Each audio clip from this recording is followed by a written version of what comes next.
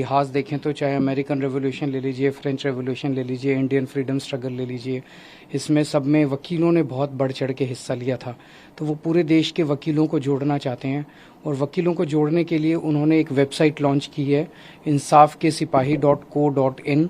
तो मैं देश भर के वकीलों को भी और आम जनता को भी अपील करूंगा कि ये बहुत अच्छी पहल है कपिल सिब्बल साहब की, उनके साथ जुड़े और देश के अंदर जहां भी नाइंसाफ़ी हो रही है किसी के साथ किसी भी तरह की, उस नाइंसाफ़ी में न्याय दिलाने के लिए पूरा प्रयत्न करें।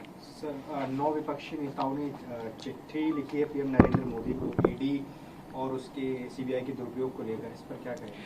देखिए, इस वक्त देश प्रधानमंत्री जी की जो कार्यशैली है वो ये हो गई है कि देश के अंदर किसी भी राज्य में अगर विपक्ष की बीजेपी के अलावा किसी सरकार होगी तो उस सरकार को काम नहीं करने देंगे।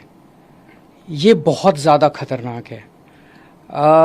प्रधानमंत्री किसी भी देश के एक फादर फिगर की तरह होते हैं।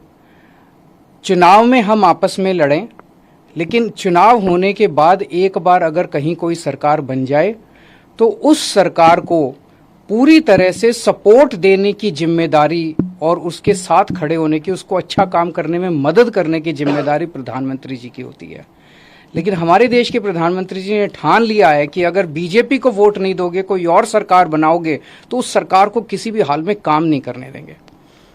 एक तो वो ये करते हैं कि अगर किसी और की सरकार बन जाए बीजेपी के अलावा तो उसके सारे नेताओं के ऊपर ईडी और सीबीआई छोड़ देते हैं, उनको गिरफ्तार कर लेते हैं, उनको तरह तरह से प्रताड़ना करते हैं, तरह तरह से तंग करते हैं, उनकी पार्टी तोड़ देते हैं, उनकी सरकार गिरा देते हैं। पूरे देश में कई जगह ये देखने को मिला, गोवा में देखने को मिला, महाराष्ट्र में देखने को मिला, कर्नाटक में देखने को मिला। एक के बाद एक राज्य के अंदर जहां नॉन बीजेपी गवर्नमेंट बनती है वहां पे ईडी और सीबीआई को छोड़ के और उनको गिरा दिया जाता है। ईडी और सीबीआई को छोड़ते हैं, नेताओं को डराते हैं। अगर नेता बीजेपी में आ जाए तो सारे मामले बंद हो जाते हैं।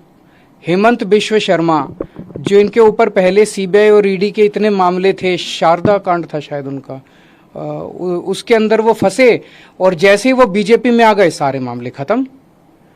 तो या तो वो पहले निर्दोष थे और या दोषी तो थे लेकिन बीजेपी में आ गए तो सारे मामले खत्म।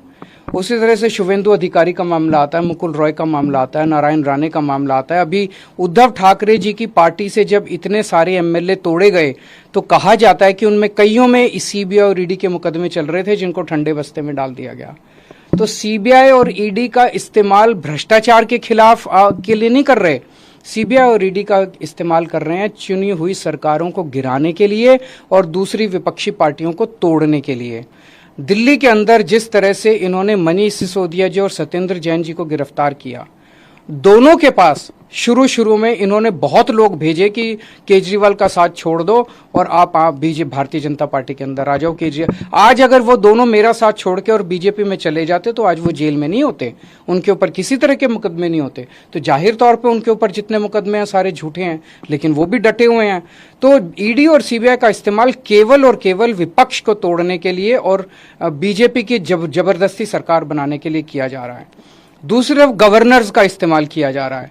मैं स्टैलिन साहब से बात कर रहा था, 20 से ज्यादा बिल जो विधानसभा ने पास कर दिए उस पे गवर्नर साहब साइन नहीं कर रहे।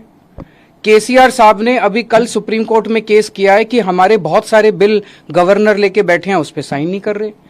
पिनरई विजयन साहब के कई सारे वाइस चांसलर्स की नियुक्ति उन्होंने रद्द कर दी। ऐसे चुनी हुई सरकारें कैसे? ममता दीदी परेशान है, नीतीश कुमार जी से मैं बात कर रहा था, वो परेशान है। दिल्ली के लेफ्टिनेंट गवर्नर समझते हैं कि सुप्रीम कोर्ट और संविधान को वो मानते ही नहीं है, वो खुलेआम कहते घूम रहे हैं कि मैं सुप्रीम कोर्ट और संविधान। ऐसे देश कैसे चलेगा? तो अगर देश का प्रधानमंत्री नॉन बीजेपी सरकारों को काम नहीं करने देगा और अवरोध रोज पैदा करेंगे देश के प्रधानमंत्री, तो इस तरह से तो देश के लिए बहुत खतरनाक स्थिति।